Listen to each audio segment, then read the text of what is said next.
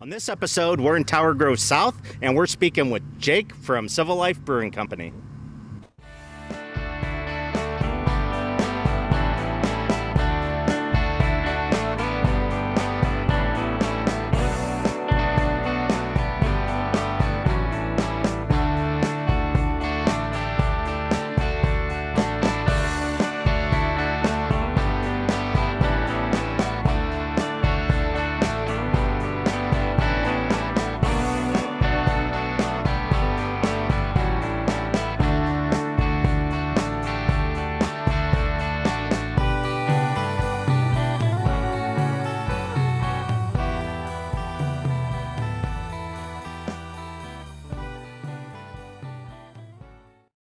Hello, everyone, and welcome to episode 12 of the Bob Wahl Show. Today, we are with Jake from Civil Life Brewing Company, and we are going to talk about his impressive business that he has going on here. So, Jake, thank you so much for agreeing to do this show. I know you're very busy running this impressive establishment, and you have a lot of other things you could be doing other than doing a small online show like mine. Thanks for including us. So, yeah, it's no problem at all. I guess we'll start out. I'd like to, and I'm sure everyone else like to learn a little bit more about you and how you came about starting the brewery. Okay, so I guess this goes back to my first business, which actually I opened a wine bar in Lafayette Square in 2001. And before that, I actually worked in New York. Moved back home, opened the wine bar called 33 in Lafayette Square. We always had a really great beer list. Okay. And we'd grown it to about 80 beers and 3 taps. And then Dylan, who's our head brewer here, came on board and we went up to about 140 beers and 6 taps at the time. So this was in 2006. By 2008 or so, there was one night at the brewery that I decided that we should open a brewery. One night at the wine bar, and I said, we should open a brewery. I was trying to think of all the things that I could do. Right. And we decided to sell that place and to kind of start working on the brewery at that point. And this was before AB and Bev had taken over. Right. And it was kind of still when craft beer was just kind of poised to grow. Okay. And that's kind of where this was when we decided this. So I sold 33 and traveled for about 7 months throughout Europe, through all the major beer producing countries, and then came back to St. Louis and started looking for this location. We found this location, which is at 3714 Holt in Tower Grove South. Okay. We're tucked we're a unique place because it's an industrial street, but it's tucked into a really great neighborhood. It is. One of the best neighborhoods in the city. So I agree. I actually sold a home here last summer, and the lady it's a friend of the family, and she lives, great. you could probably hit a golf ball or maybe throw a baseball and hit her home. I'm like, so you realize you live right by Civil Life Brewery. And right. she said, what's that? I said, you'll find out very quickly. So we've had a lot of customers of ours that have moved within walking distance of the brewery. I believe it. There's probably 6 or 7 now that have moved in within walking distance of the brewery since we've opened. This is in the last couple of years that's happened. So, so we definitely, I think it's important to note how strong businesses have such a vital impact on the neighborhoods that they operate in. And in our case, I think we've done a lot for this neighborhood, and we've got a great relationship with our neighbors who appreciate us, and we appreciate them giving us the opportunity to open here too. Absolutely. I mean, you only help make the neighborhood more vibrant and draw more attention to it, and help sustain home values and that sort of thing. So it's definitely a plus for any of the neighbors, I'm sure. Yes. And I could see how people be attracted to, if they live in the city anyway, and this is one of their favorite places, how it would be, neighborhood would be on the priority list of places to look at. Yep, definitely. What are your favorite beers here? Let me ask this: like, what were your first beers that you started out making? What did you start with? Well, we started with some of our core beers here. Actually, are the American Brown, the German Wheat, the Rye Pale. All beers that we haven't changed the recipes at all on since we've opened, which has been kind of nice. The English Pale, which is called the British Bitter, that was around from the beginning too. My favorite beers we make are probably right now that's on tap, the Vienna Lager, the Oktoberfest that'll be coming out pretty soon. The Angel and the Sword is a core beer for us, a real nice malt-driven beer that a lot of our customers have been very fond of. But those beers, I think, are and the American Brown, by all means, is the beer we're most known for. That's the beer that's all around town. I was going to say, I see the American Brown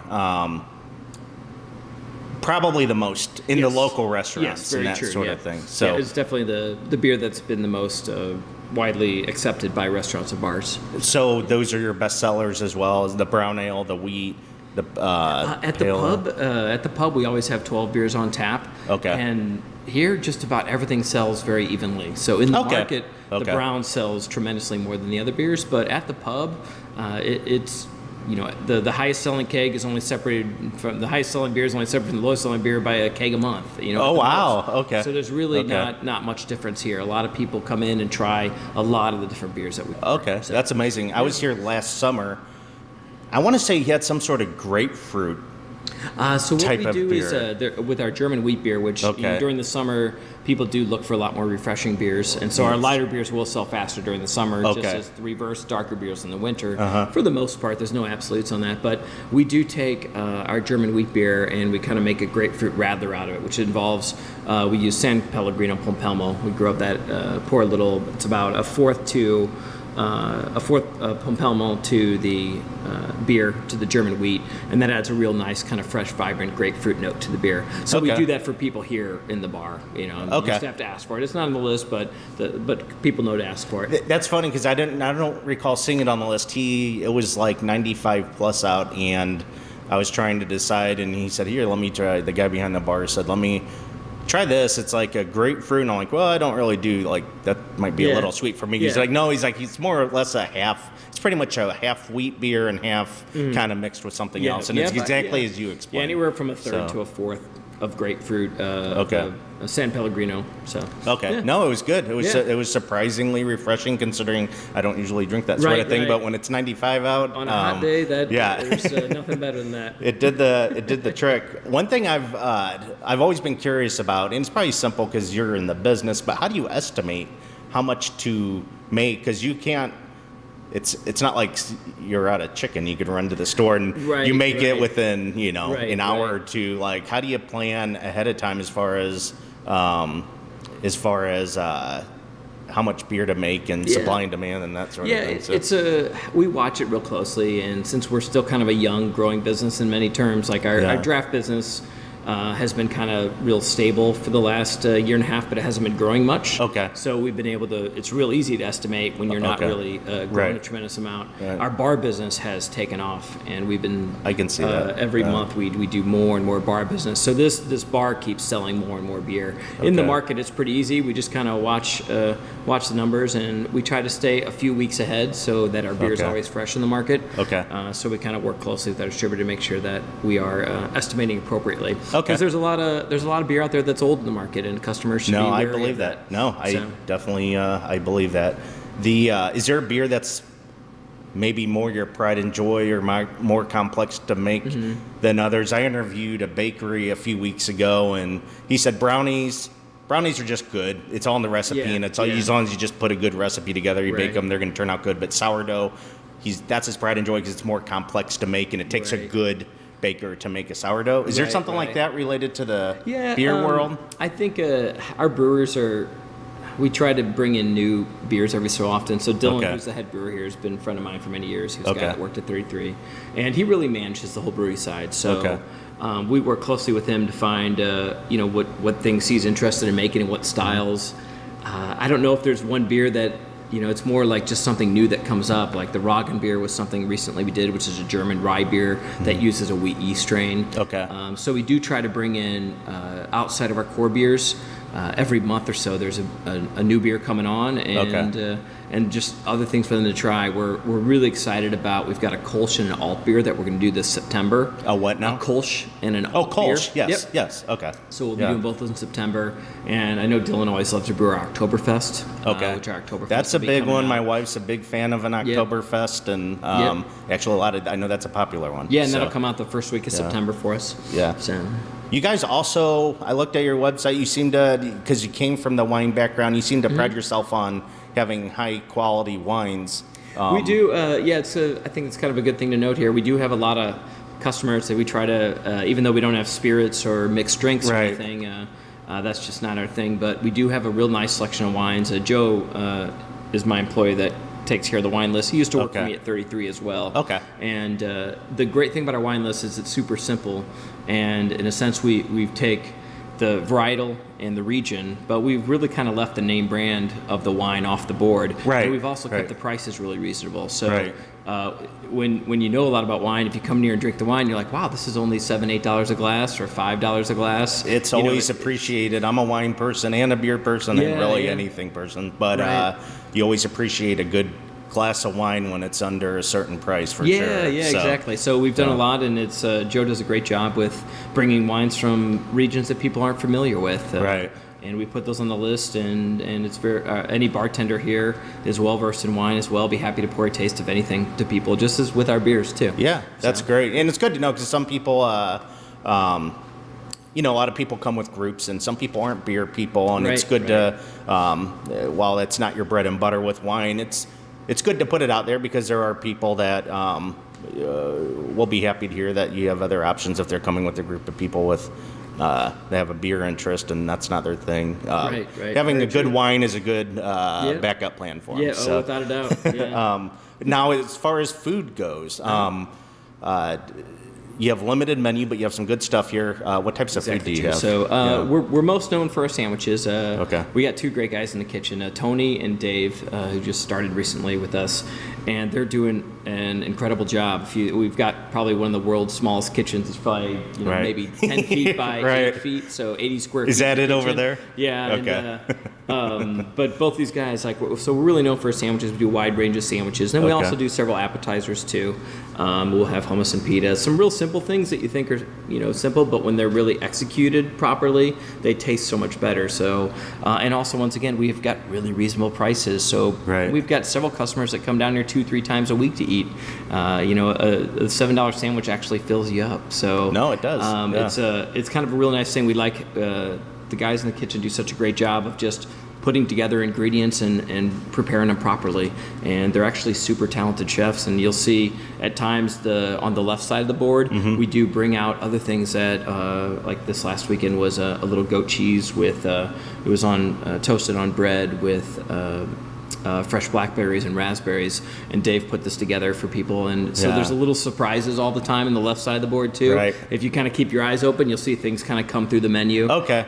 That are kind of fun and just as good as you get anywhere else, and probably at a little better price even. So, no, I agree, and a lot of it's in sandwich, especially. A lot of it's on the bread. Exactly. A lot of bread has a big piece to it, and same Yeah. with the barbecue. I'm a big barbecue person. I'll be doing quite a few barbecue shows here, and while barbecue's good, how you make the barbecue's good, how the bread you have for the sandwich is almost just as important as the barbecue itself. Yeah, and we've used companion breads for our sandwiches since we've opened. Okay. And then we've cycled in some other bakeries through some of the smaller side menus on the left side of the menu. But they do a great job with a nice traditional baguette.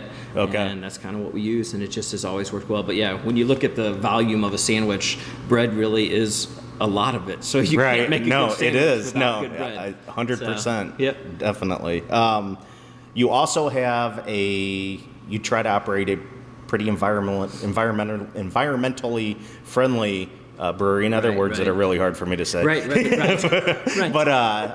you want to tell us a little bit about that? Yeah, I think it's interesting. I think that decision was made, a long time ago before we even got open. So one of the things that I think sometimes people forget, when you want to be environmental, the first thing you have to do is insulate your building well. Okay. And so we spent so much money on insulation that it probably would shock most people. Okay. But what it does is then our building's super insulated, so we don't have to spend a ton of money on air conditioning. You're right. And it adds up really quick this time of year. Yeah, and it does. I can really vouch quick, for that. And then we also have a 25 kilowatt solar panel system on the south side of the building. Okay. And that produces in months like March and April and May, it'll be about 40% of our electric. Okay. In the summer months, it's probably about 30% of our electric. Okay. We use so much more electric during the summers. Okay. But for a building our size, and we also have LED lights throughout the entire interior and most of the exterior except for 3 lights yet. and we've got a nice, fan, energy efficient fan to move air in the brewery. But all those things we try to take in mind, just to keep our usage as low as possible. Yeah, and then with the rest of the stuff too, just make sure that we're not wasting.